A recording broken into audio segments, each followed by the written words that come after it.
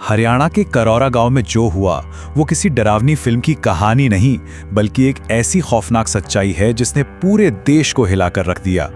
आज के इस एक्सप्लेनर में हम उस अंधेरे सच के पीछे जाएंगे जहां परंपरा और परिवार की आड़ में एक बेहद संगीन जुर्म को अंजाम दिया गया।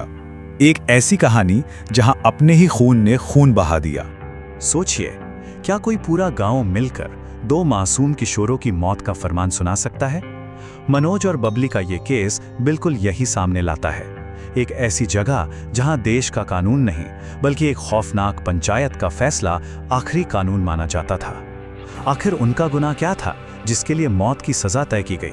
कहानी शुरू होती है 15 जून 2007 की उस अंधेरी रात से। पिपली बस स्टैंड। मनोज और बाबली को कोर्ट के ऑर्डर पर पुलिस प्रोटेक्शन दी गई थी, लेकिन फिर अचानक एक बेहद अजीब घटना होती है। उनकी सुरक्षा में लगी पुलिस अचानक गायब हो जाती है और इस जोड़े को बिल्कुल अकेला और बेसहारा छोड़ दिया जाता है। एक सोची समझी साजिश की शुरुआत यहीं से होती है। वक्त जैसे तेजी से इनके खिलाफ भाग रहा था। ध्यान दीजिए इन आखिरी घंटों पर। शाम के ठीक 4 बजे मनोज घबराहट में एक पीसीओ से कॉल करता है और अचानक आवाज कट जाती है। 1 घंटे बाद शाम 5 बजे एक चश्मदीद किडनैपिंग की रिपोर्ट पटना पुलिस को देता है, लेकिन पुलिस एकदम शांत रहती है, कोई एक्शन नहीं। और इस चुप्पी का नतीजा ये निकलता है कि 23 जून को उन दोनों के बुरी तरह सड़ चुके शव बरामद होते हैं। आखिर इस बेहमी भरी सजा की वजह क्या थी? वजह थी उनका प्यार। एक ऐसी मुलाकात जो मनोज की इलेक्ट्रॉनिक्स की दुकान पर शुरू हुई, पर जल्दी ही गांव के उन दरार पैदा करने वाले खौफनाक नियमों के सामने आ खड़ी हुई। एक ऐसी दुनिया में जहां परंपराओं के आगे किसी की जान की कोई कीमत नहीं थी, वहां इनका एक साथ होना एक ऐसा पाप बन गया जिसे किसी भी हाल में माफ नहीं किया जाने वाला था। इन दोनों के बैकग्राउंड में जमीन आसमान का फर्क था। 23 साल का मनोज एक बेहद गरीब परिवार से आता था, जिसके पिता का साया भी सिर से उठ चुका था, और 19 साल की बाबली एक काफी अमीर, ताकतवर और संपन्न परिवार से थी। उन्होंने सिर्फ एक दूसरे को ही नहीं चुना, बल्कि इस बहुत बड़ी सामाजिक और आर्थिक खाई को भी पार करने की हिम्मत दिखाई थी। और यही सामने आती है खाप पंचायत। ये गांव के बुजुर्गों और सबसे ताकतवर लोगों का एक ऐसा समूह है जो सदियों पुरानी और कठोर परंपराओं को जबरदस्ती लागू करवाता है। करौरा गांव में एक ही गोत्र यानी एक ही वंश में रिश्ता बनाना सख्त मना था, और खाप के उसूलों के मुताबिक इस नियम को तोड़ना सीधे मौत को दावत देना था। उनके लिए ये कोई रोमांस नहीं था, ये एक संगीन जुर्म था। उनके आखिरी पलों के बारे में सोचकर रूह कांप जाती है। तुमने मेरे पति को मार दिया, अब मुझे भी मार दो। अपनी ही आंखों के सामने मनोज को तड़प तड़प कर मरता देख बबली अंदर से पूरी तरह टूट चुकी थी। यही उसके आखिरी शब्द थे, जिसके ठीक बाद उसे भी जहर खिलाने पर मजबूर कर दिया गया। एक छाती चीर देने वाला सन्नाटा, और उसके बाद बस मौत। लाशों के मिलने के बाद जो कुछ हुआ, उसने इस पूरे केस को और भी ज्यादा शक के घेरे में ला खड़ा किया। पुलिस का रवैया बेहद हैरान करने वाला था। शव बुरी तरह सड़ चुके हैं, बस इसी बात का बहाना बना के बिना किसी प्रॉपर डीएनए टेस्टिंग के ही जल्दबाजी में अंतिम संस्कार कर दिया गया। आखिर पुलिस इतनी जल्दी में क्या छुपाना चाहती थी? जब मुख्य संदिग्धों की लिस्ट सामने आई तो सच्चाई किसी बुरे सपने से कम नहीं थी। दादा गंगाराज, जो खाप का नेता भी था, चाचा राजेंद्र, भाई सुरेश और कजिन गुरुदेव और सतीश कातिल कहीं बाहर के नहीं थे। बबली के अपने ही खून के रिश्तेदार उसकी जान के दुश्मन बन चुके थे। अपने ही घर के लोगों ने मौत की साजिश रची थी। लेकिन अब इन्वेस्टिगेशन की कड़ियां जुड़ना शुरू होती हैं। एक चश्मदीद ने दिमाग लगाकर अपहरण में इस्तेमाल स्कॉर्पियो की नंबर प्लेट रिकॉर्ड कर ली। इस एक छोटी सी डिटेल ने केस को पलट दिया। स्कॉर्पियो का ड्राइवर पकड़ा जाता है और जुर्म कबूल कर लेता है। पता चलता है कि असली गेटअवे कार एक मारुति 800 थी। इस गाड़ी को ढूंढने के लिए पुलिस सीधे एक कबाड़ खाने पर छापेमारी करती है।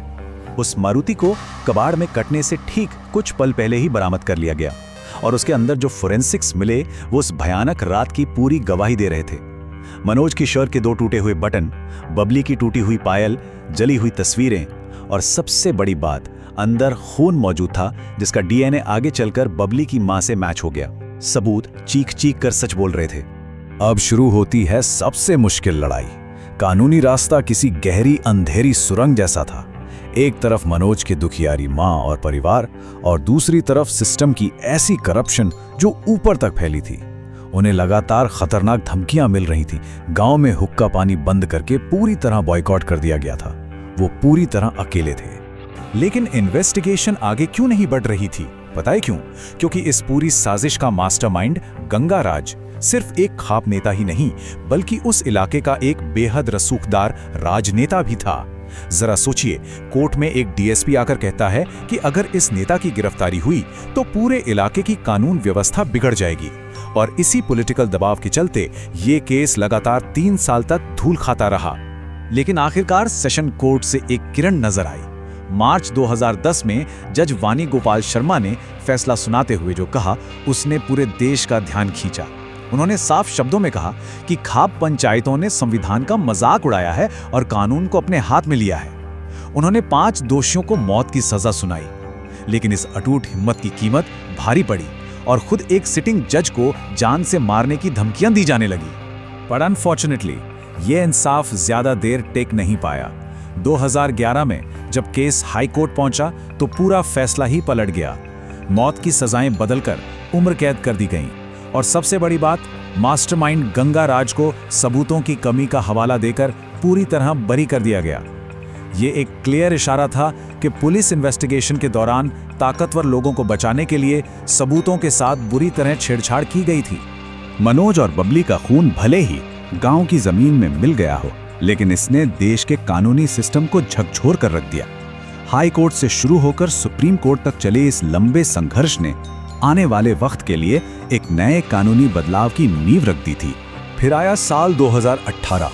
एक लंबा वक्त बीत चुका था इस केस को, पर सालों बाद जस्टिस DY चंद्रचूड़ की बेंच ने आखिरकार एक ऐसा ऐतिहासिक फैसला सुनाया जिसकी इस देश के नए जोड़ों को सख्त जरूरत थी। इस शक्ति वाहिनी रूलिंग ने नियम एकदम साफ कर दिए। अगर आज कोई भी खाप पंचायत किसी 2 बालिग लोगों की शादी में दखल देती है तो वो सीधे तौर पर एक अपराध माना जाएगा और इस नियम को लागू करवाने की पूरी जिम्मेदारी जिला मैजिस्ट्रेट की होगी। मनोज और बाबली को भले ही जिंदगी नहीं मिली, पर उनके इस दुख भरे अंत ने आने वाले हजारों जोड़ों के हक और जान की रक्षा जरूर की। कानून की किताबें तो बदल गईं, पर एक आखिरी सवाल आज भी उसी अंधेरे में खड़ा है। मनोज और बाबली तो चले गए, लेकिन अगर इन सब का मास्टरमाइंड अपनी पावर और पैसे के दम पर आज भी आजाद घूम रहा है, तो क्या सच में इंसाफ मिला? या हमारा सिस्टम आज भी उन्हीं ताकतवर और अंधेरे सायों के आगे झुका हुआ है? इस बारे में आगे जरूर